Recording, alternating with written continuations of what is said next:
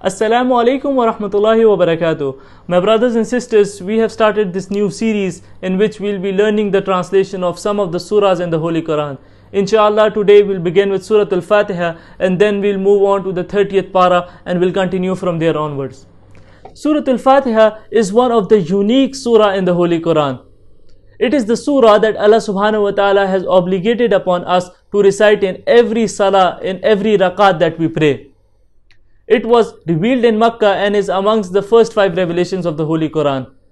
Surah Al-Fatiha was the first complete surah that was revealed to Prophet Muhammad sallallahu alaihi wasallam. There is a hadith reported by Imam Muslim, narrated by Ibn Abbas radiallahu ta'ala anhu, who says that Prophet Muhammad and Angel Jibreel alayhi salam were sitting together when they heard a loud noise.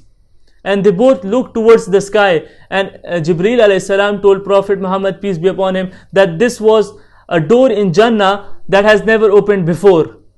Then an angel from that door came down, and Angel Jibreel again told Prophet Muhammad, peace be upon him, that this angel was never sent down before. This was the first time that this angel was sent down on earth since the revelation.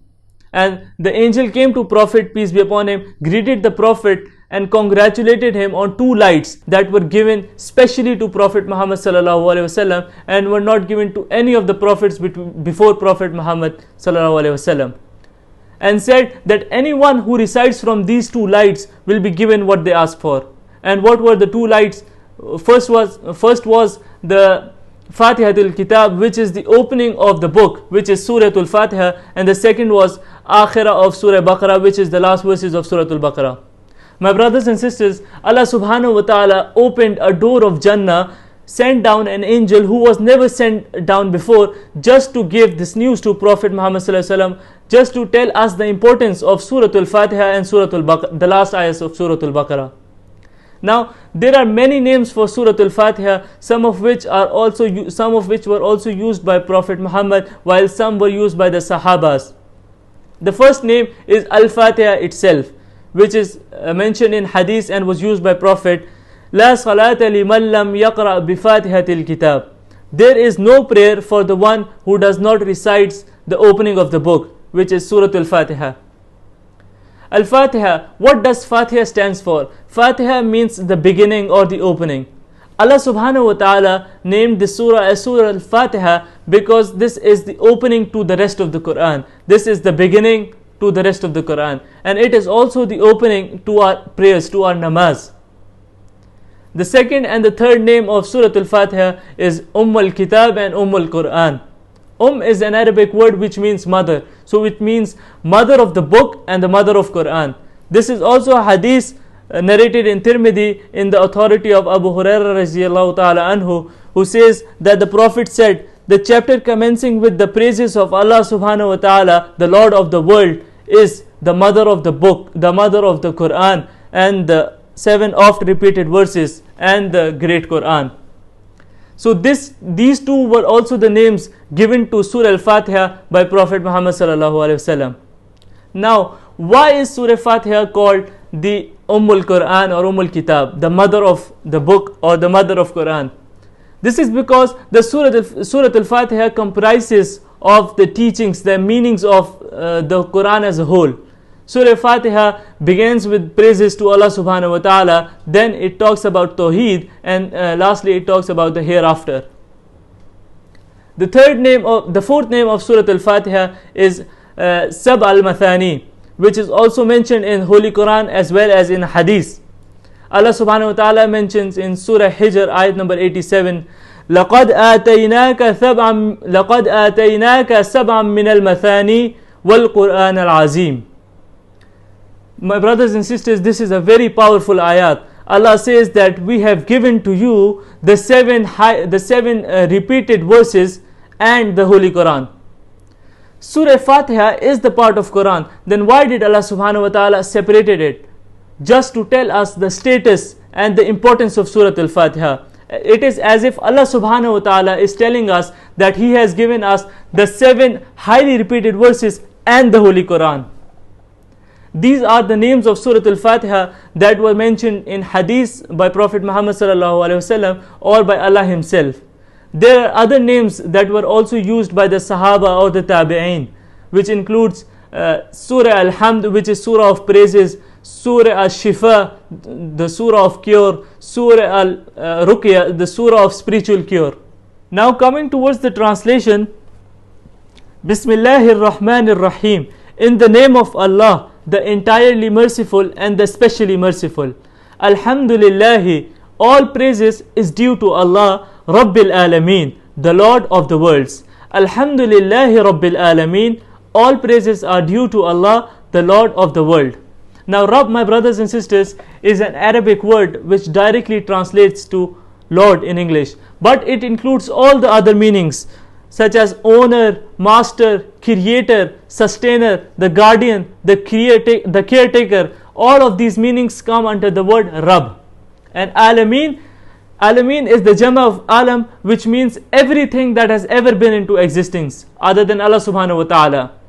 Whether it be the heavens, whether it be the hell, whether it be all the creation, whether it be animals or all the creation on this earth, whether it be the creation under the seas, everything, the seven universe, everything is under Alam. So Allah subhanahu wa ta'ala is the Lord of everything that has ever existed. He is not just the Rabb for us believers, but He is Rabb for everything that has ever been into existence. Ar-Rahman Ar-Rahim, Ar-Rahman, the entirely merciful, and Ar-Rahim, the specially merciful. Now these are the two nouns from the same verb Rahima, which means mercy. Now Allah subhanahu wa ta'ala has used these two nouns to highlight and to comprehend the mercy of Allah subhanahu wa ta'ala. How merciful is He, Allah subhanahu wa ta'ala? He is Ar-Rahman and He is Ar-Rahim. However, there is a difference between Ar-Rahman and Ar-Rahim. Ar-Rahman is Allah subhanahu wa ta'ala's mercy that is for everyone.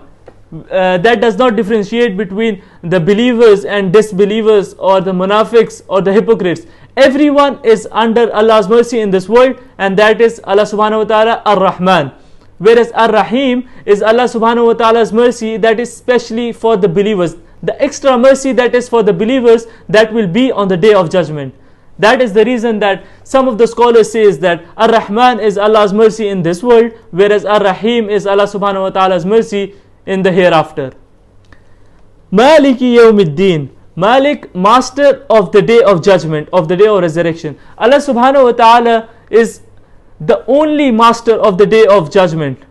There are many other verses of the Holy Quran which talks about the day of judgment, where everyone from Hazrat Adam alayhi salam to the last person of earth will be gathered in the Maidan of Arafat, where we all will be held accountable for our deeds, for our good and bad deeds, and will be given Jannah or will go to Jahannam on that day. So Allah subhanahu wa ta'ala is the only master of that day. Maliki Yawmiddin, the master of the day of judgment. Allah subhanahu wa ta'ala mentions in Surah Naba, يوم يقوم الروح والملائكة صفا لا يتكلمون إلا من أذن له الرحمن وقال صوابا.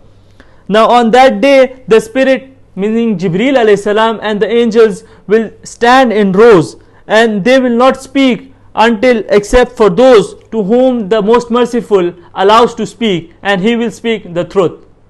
Allah subhanahu wa ta'ala also mentions in Surah Zilzal, فَمَنْ يَعْمَلْ مِثْقَالَ ذَرَّةٍ خَيْرًا يَرَهُ وَمَنْ يَعْمَلْ مِثْقَالَ ذَرَّةٍ شَرًّا يَرَهُ. And whoever does an atom weight of good shall see it, and whoever does an atom weight of evil shall see it. And all this judgment will be on that day, will be on the day of judgment, where Allah subhanahu wa ta'ala is the only master, Maliki Yawmiddin, the master of the day of judgment.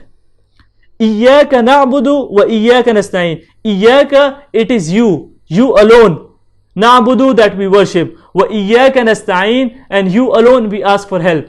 Now my brothers and sisters, this is two different things. One is external worship, which we pray to Allah subhanahu wa ta'ala, that is external.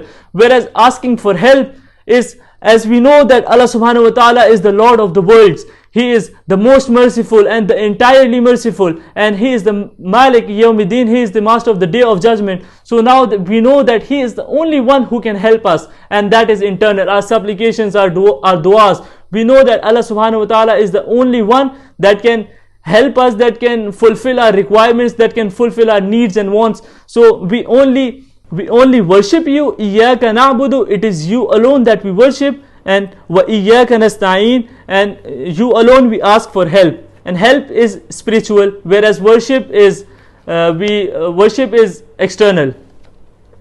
Ihdina as-sirat al-mustaqim. Ihdina, guide us, as-sirat, towards the path, al-mustaqim, which is straight. Ihdina as-sirat al-mustaqim, guide us towards the straight path. My brothers and sisters, we are in this life, and this is a test from Allah subhanahu wa ta'ala. Allah has mentioned in the Holy Quran, وَهَدَيْنَاهُ النَّجْدَيْنِ, and we have given them, and we have shown them the option, the good and evil. And now it is upon us to choose whether we go on the good side or whether we go over the bad side. And this ayat here is a supplication, is a dua to Allah subhanahu wa ta'ala. Ihdina as-sirat al-mustaqim, guide us towards the straight path. Sirat al-lazina, sirat again path, al-lazina, of those, an'amta alayhim, those you have bestowed your favor upon. غَيْرِ الْمَغْضُوبِ عَلَيْهِمْ, not of those, مَغْضُوبِ عَلَيْهِمْ, those who have evoked, those who have earned your anger, وَلَا الضَّالِّينَ, or of those who are astray. Now here, my brothers and sisters, there are three different categories of people on this earth. First is an'amta alayhim, those who have the ilm and those who follow it. And Allah subhanahu wa ta'ala has bestowed, because having this ilm is a favor from Allah subhanahu wa ta'ala. Allah has bestowed His favor upon us. So we are asking Allah subhanahu wa ta'ala to make us one of those. The first category, those who have the ilm and follow it. The second, غَيْرِ الْمَغْضُوبِ عَلَيْهِمْ, those who have the ilm and do not follow it, and that is the reason they have earned or evoked the anger of Allah subhanahu wa ta'ala. And the third ones are the ضَالِّينَ, who are astray, who do not have the ilm and they try to follow it, but they go in the wrong direction and they are astray. This was our translation of Surah Al-Fatiha. May Allah subhanahu wa ta'ala make it easy for all of us to understand and to implement the teachings of Holy Quran into our daily lives. Wassalamu alaikum wa rahmatullahi wa barakatuh.